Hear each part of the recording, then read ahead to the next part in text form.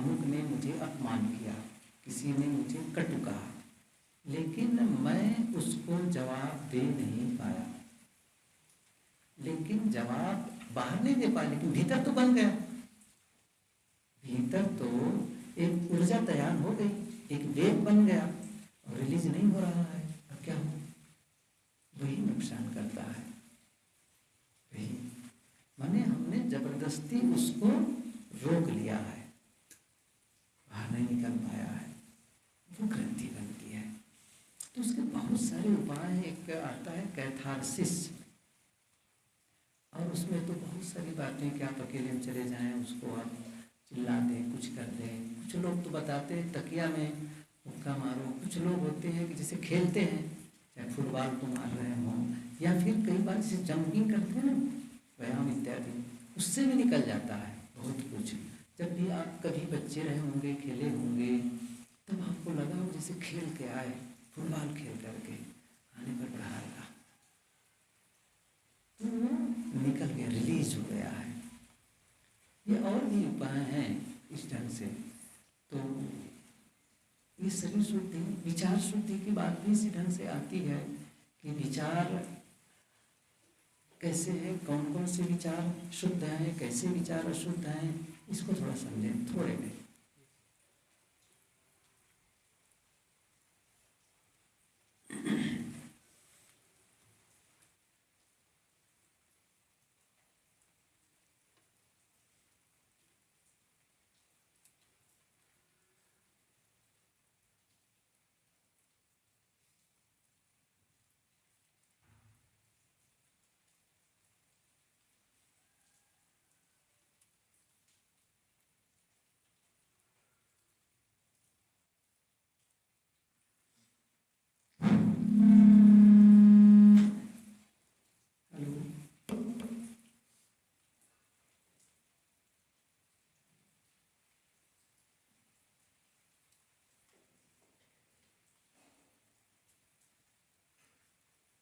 एक राजा था वहाँ चीन का। एक बार अपने मंत्री को लेकर सीमा पर पहुँचे, अपने देश की सीमा। तो एक पहाड़ी थी, उस पर खड़े हो गए दोनों, और नीचे समुद्र, समुद्र में जहाज आ रहे हैं, जा रहे हैं। राजा ने कहा, देखो कितने जहाज आते और आ रहे हैं, जा रहे हैं। मंत्री ने कहा, मुझे तो केवल 3 जहाज दिखाई दे रही हैं। उन्होंने कहा, देख नहीं रहे हो इतने जहाज आ रहे हैं, जा रहे हैं, और तुम्हें 3 ठीक से देख नहीं रहे हो क्या? मंत्री ने कहा कि जो मुझे 3 ही प्रकार के जहाज दिखते हैं, तो वो जहाज का नाम लेते हैं। एक है यश, यश का जहाज, दूसरा है काम का जहाज, तीसरा है धन का। इन्हीं तीनों जहाज़ों में ही बैठ कर के लोग यात्रा कर रहे हैं, जा रहे हैं, आ रहे हैं। ये कहानी हो सकती है बातों को समझाने के लिए। ये है विचारों की, हमारे विचार के जो केंद्रीय तत्व है, केंद्रीय बिंदु है, क्या है ये जरा देखें हम। कभी भी कोई भी काम करते वक्त कुछ ऐसे विचार आते हैं जो बार बार हमारे भीतर में आ जाते हैं। आप चाहे घर की सफाई करते हों, कपड़े साफ कर रहे हों, कुछ काम भोजन बनाते हों, करते हों, और वो विचार आ गए, दिन में कई बार आ गए, समझ लो वही आज विचारों के वही हमारे केंद्र में हो गए। विचारों का केंद्रीय बिंदु वही है, बार बार आ रहे हैं। ऐसे ही विचार जब आते हैं, मैंने कहा ना, उन्होंने कहा कि यश, प्रसिद्धि, काम, काम का चिंतन, और इसके लिए और विस्तार हैं फिर, चाहे उसी में असत्य कहो, बेईमानी कहो, धन का विचार, सारी चीज़ें, तो फिर और चीज़ें अपने आप आने लगती हैं। मुख्य यही है, कोई काम का चिंतन में लगा हुआ है, बस एक अपोजिट जेंडर से उसके बारे में चिंतन कर रहा है, वो धन का विस्तार चाहता है, धन हो, ये हो, ये हो, प्रसिद्धि का, ये क्या है? अशुद्ध विचार है। और यदि कोई इन्हीं विचारों में लगातार बना रहेगा तो मन मैला मैला होता चला जाएगा। इन विचारों से ऊपर उठना है। कौन से विचार करना चाहिए? जो हमारी परंपरा में है, सत्यम शिवम सुंदरम, सत्योन्मुखी विचार, शिवोन्मुखी विचार और सुंदरम, सुंदर विचार, ये विचार आना चाहिए। क्या होना चाहिए? सत्य के विषय में सोचे। सत्य क्या है? कभी विचार ही नहीं जगता है कि मैं भी सत्य का अनुभव करूं। क्या है सत्य? कैसे हो? चिंतन करें सत्य के विषय में। सुंदर के विषय में, सुंदरता, सुंदरता को देखें। जब आप इन विचारों को करते जाएंगे, ये विचार मतलब आपकी शिफ्टिंग कहाँ हो, वहाँ से हटकर यहाँ शिफ्ट कर जाएं। अर्थात कब होगा ये संभव? आप जब चेक करेंगे, नहीं तो चलता रहेगा, पता ही नहीं चलेगा। इसीलिए गुरुदेव जी कहा करते थे कि कबीर की साधना सहज साधना है। एक है सहज समाधि और एक दूसरा है सहज साधना। कबीर की में तो सहज समाधि के बारे में तो बातें आई है, सहज ध्यान, सहज संतो सहज समाधि भली, गुरु प्रताप भयो जा दिन ते सुरतिन अंत चली, जहाँ जहाँ डोलो सो परिक्रमा, जो कुछ करो सो पूजा, जब सोवो तब करो दंडवत भाव मिटाओ दुर्जा, आँख न मूंदो कान न रूंधो काया कष्ट न धारो, खुले नयन हंसी हंसी पहचानो सुंदर रूप निहारो, शब्द निरंतर से मन राता मलिन वासना त्यागी, उठत बैठत कहूँ न छूटे ऐसी तारी लागी, कहत कबीर सहज यह रहनी सो प्रकट करी आई, सुख दुख से एक परे परम पद सो पद है सुखदायी। ये पूरा वर्णन है। संतो सहज समाधि भली, लेकिन सहज समाधि के पहले है सहज साधना। क्या है सहज साधना? सहज साधना का मतलब है सब समय सब जगह जो कर सके वो साधना। कितना सरल है। सब जगह सब समय कहीं भी हो और आप कुछ भी करते हो वो साधना संभव है।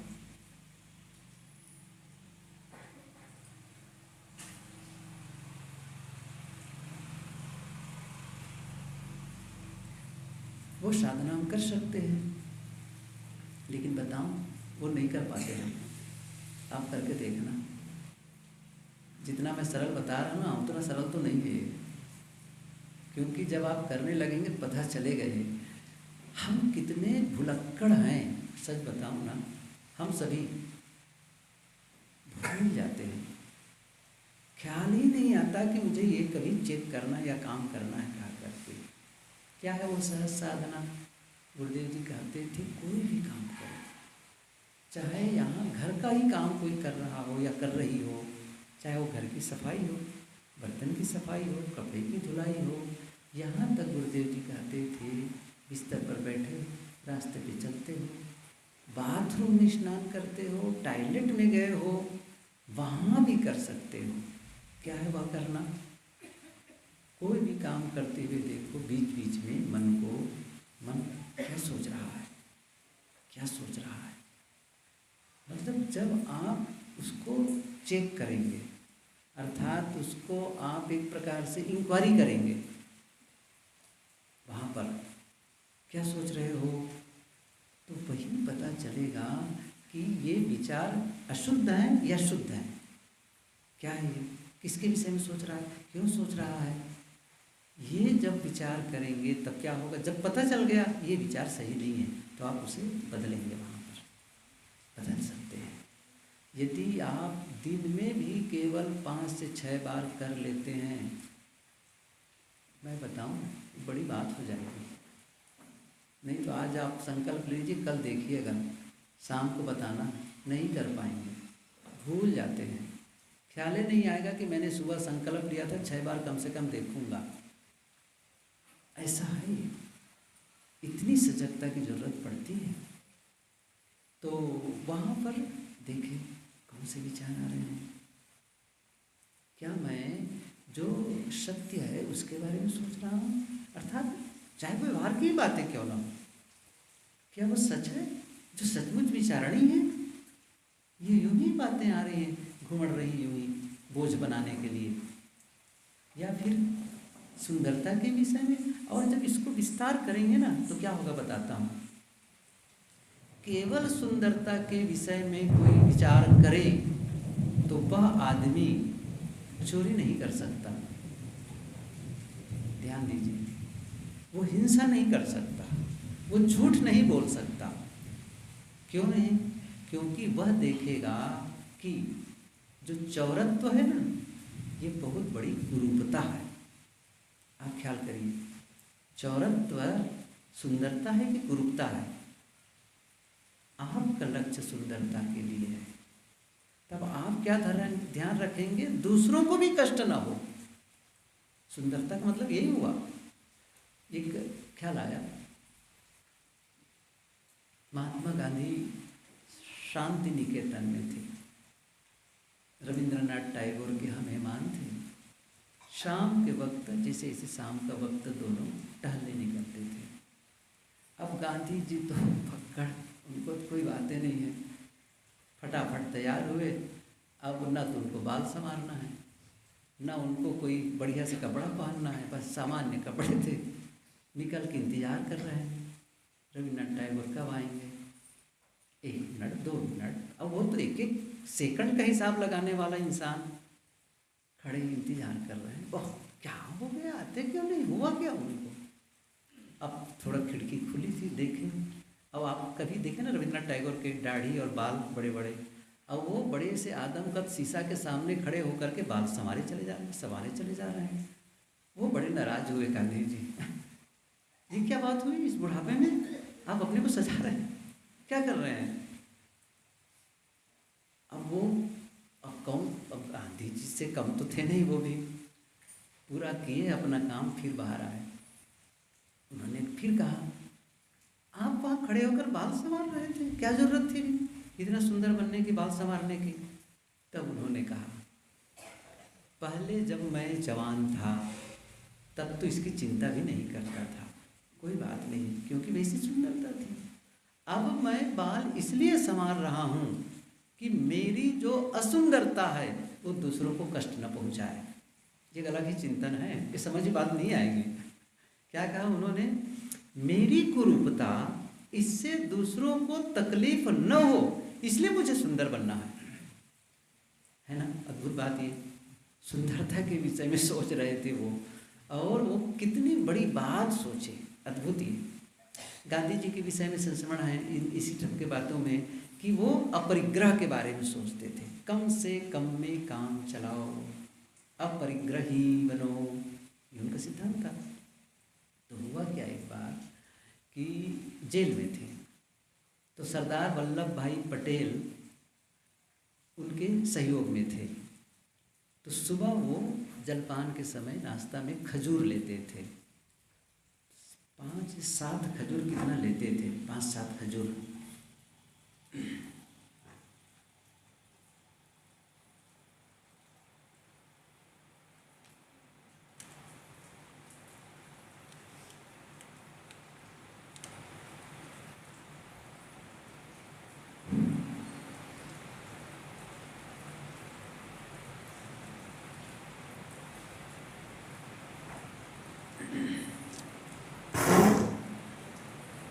हेलो। एक दिन सरदार वल्लभ भाई पटेल ने सोचा, बापूजी इतनी मेहनत करते हैं, ये 5-7 खजूर से कौन सी ऊर्जा मिलेगी? उन्होंने क्या किया, खजूरों की संख्या बढ़ा देता हूँ, कुछ ज़्यादा खाए तो ज़्यादा ऊर्जा आए। फिर उन्होंने क्या किया, खजूर को बढ़ा दिए, पहले शायद 10 की बात रही, पूरी तरह एक्यूरेट तो अभी याद नहीं आना, बाद में बता दूंगा। तो फिर उन्होंने क्या किया, उसको बढ़ा करके 15 कर दिए। अब उन्हें क्या पता रहा कि इतनी बातों को जान पाएंगे, क्या करके दूंगा, खा लेंगे।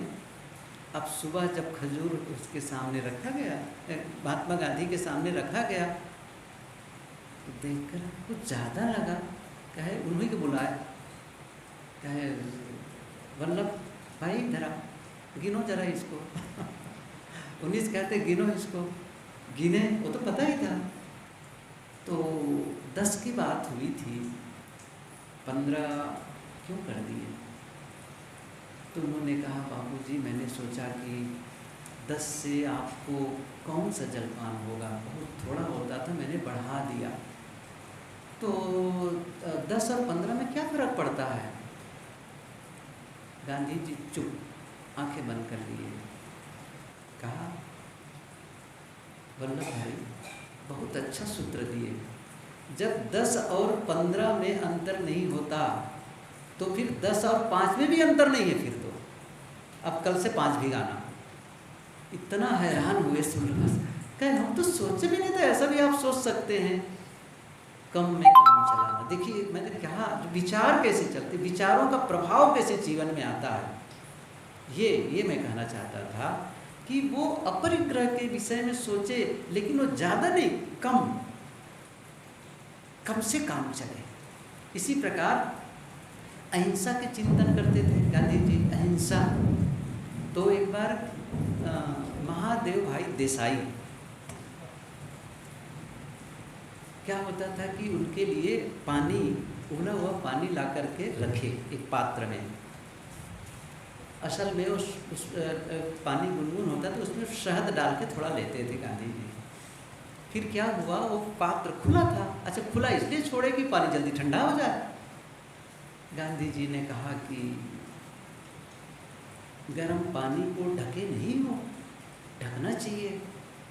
उन्होंने कहा कि ऊपर से कुछ गिरेगा थोड़ी, फिर मैं तो यहीं खड़ा ही हूँ। गांधी जी क्या कह रहे हैं सुनिए जरा से। उन्होंने कहा बात गिरने की नहीं है, बात है कि जब ये पानी गर्म है तो वहाँ से गर्म जो ऊष्मा निकलेगी, जो भाप निकलेगा, उससे अनावश्यक हवा में फैले हुए जो सूक्ष्म जीव हैं उनको तकलीफ होगी, ढक के रखना चाहिए। समझ रहे हैं अहिंसा का भाव क्या है? जब मन में विचार में अहिंसा का भाव जगा तो कितनी सूक्ष्मता से सोच सकता है। और इसका उल्टा भी सच है, जब वो अशुद्ध विचार होते हैं तो अशुद्ध विचार में ऐसे ऐसे विचार आएंगे जो गलत से गलत करने के लिए विचार आने लगेंगे, और अच्छाइयों के विषय में सोचने लगेंगे तो अच्छे से अच्छा कैसे कर सकते हैं, उन विचारों का विस्तार होगा। कोई भी एक, ये बड़ा अद्भुत है, केवल सत्य के संबंध में सोचेंगे, सुंदर विचार आ जाएंगे। और शिव कल्याणकारी विचार, शिव का मतलब कल्याणकारी, ऐसे विचार।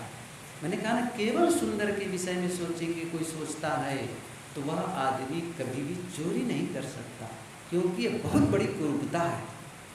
धोखा नहीं दे सकता किसी को, क्योंकि छल कुरूपता है, सुंदरता नहीं है। विचार शुद्धि, विचार शुद्धि, भाव शुद्धि तो और डीप है, बहुत अंतर है। और भाव शुद्धि जो बाहर से जो निमित्त बने वो अशुद्ध भाव, लेकिन जो अंदर से हो वह शुद्ध भाव। इसको योग दर्शन का वह सूत्र याद करो कि मुदिता मैत्री करुणा उपेक्षणा, सूत्र याद है किसी को? मुदिता मैत्री करुणा उपेक्षणा सुख दुख पाप पुण्य, उपयोग न करो तो भूल ही जाता है। न जाने कितनी बार इस सूत्र को कहा, मैं केवल भाव बताता हूँ। उनका कहना है कि मुदिता, मैत्री, करुणा, और उन्होंने जो बात कही उपेक्षा, उसको थोड़ा सा उपेक्षा का के अलावा हम कृतज्ञता का भाव रखते हैं।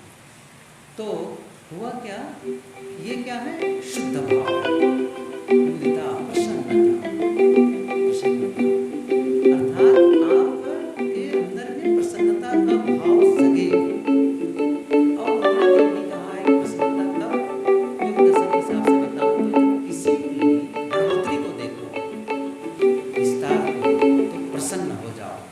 तो क्या होगा, ईर्ष्या के भाव नहीं जगेंगे।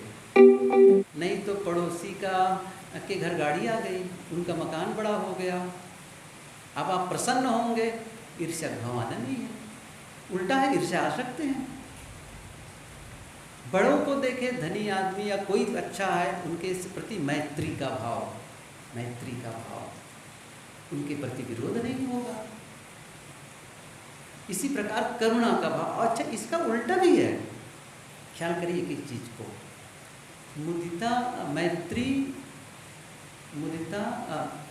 मैत्री और करुणा।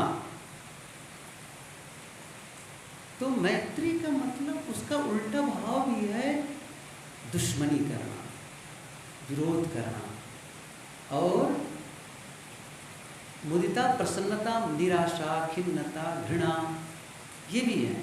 और करुणा का मतलब है जो मैंने कहा ना, हिंसा का भाव, किसी को दुख देने का भाव, ये अशुद्ध भाव है। और पहले वाला शुद्ध भाव, ये अशुद्ध भाव से शुद्ध भाव की ओर हमको आना है। ये कैसे होते हैं? अशुद्ध भाव के लिए निमित्त बाहर होता है, लेकिन शुद्ध भाव भीतर से निकलते हैं। प्रेम आपके भीतर से आते हैं, लेकिन दुश्मनी के लिए बाहर कोई चाहिए, लेकिन प्रेम के लिए कोई ज़रूरत नहीं किसी को बाहर से चाहिए कि। अब यहाँ की कुछ बातें ऐसी भी हैं, किसी की सुंदरता को, किसी के अच्छे शब्दों को सुन करके हम प्रेम कर रहे हैं, वो प्रेम नहीं है। सच कहो तो वो क्या है?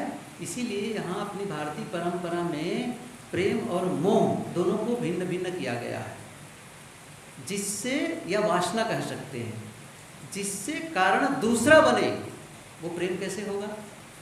वो प्रेम नहीं, क्योंकि जब वो कारण नहीं रहेगा तो प्रेम भी छीन जाएगा। किसी की सुंदरता को देख करके, किसी के शब्दों को सुन करके, किसी में कुछ विशेषता देख करके आप प्रेम करें, प्रेम नहीं है, वो क्या है? मोह है। प्रेम क्या है? भीतर से कोई ना हो, प्रेम का आप प्रवाह बहता है। यही बात करुणा के लिए, यही बात मैत्री के लिए है। बाहर से जो निमित्त बने, समझ लो वह अशुद्ध भाव है, लेकिन जिसके लिए बाहर कोई निमित्त न बने, वह है शुद्ध भाव। ये देखिए, मैं इनको सबको विस्तार में नहीं बता पा रहा हूँ, बिल्कुल संक्षिप्त हम समझे इस चीज़ को। और ये शुद्ध भाव भीतर क्या होना चाहिए? जब आपके भीतर में मैत्री का भाव हो, करुणा का भाव हो, और मुदिता का भाव हो, और कृतज्ञता का भाव, ये बहुत बड़ी बात है। कृतज्ञता, ग्रेटिट्यूड, ये सबसे ज़्यादा मिसिंग लिंक तो यहीं पर है, कृतज्ञता में। एक विदेश की लेखिका हुई है सीमेन वेल, उन्होंने एक पुस्तक लिखी है grace and gravity. Grace and gravity मतलब है ग्रेस कृपा, और ग्रेविटी जो गुरुत्वाकर्षण, ग्रेविटी आकर्षण, ये दोनों के विषय में देखिए, मैं पुस्तक तो नहीं पढ़ा हूँ, लेकिन जिन्होंने पढ़ा उनके विचार मैंने पढ़ा, इसलिए बताया। तो उन्होंने लिखा कि जैसे धरती अपनी ओर चीज़ों को खींचती है जमीन, ऐसे ही परमात्मा हमें खींचता है अपनी ओर। तो खींचना नीचे की ओर, जमीन की ओर खींचना क्या है? ये ग्रेविटी फोर्स, एक फोर्स है। लेकिन एक और फोर्स है, एक और शक्ति है जो हमें ऊपर की ओर खींचती है, उसे कहते हैं ग्रेस, कृपा। ये उन्होंने परमात्मा नाम दिया। कुदरत कहो, कुछ कहो, सत्य कहो, कोई बात नहीं। मतलब यह हुआ जब आप विषादग्रस्त होते हैं, जब आप विषादग्रस्त होते हैं, इसका मतलब है आप झुक जाते हैं। वहाँ पर क्या हुआ? ग्रेविटी नीचे की ओर। और जब आप प्रसन्न होते हैं, खिले हुए होते हैं, ये समझो कृपा, ये भगवान की, ये परमात्मा की।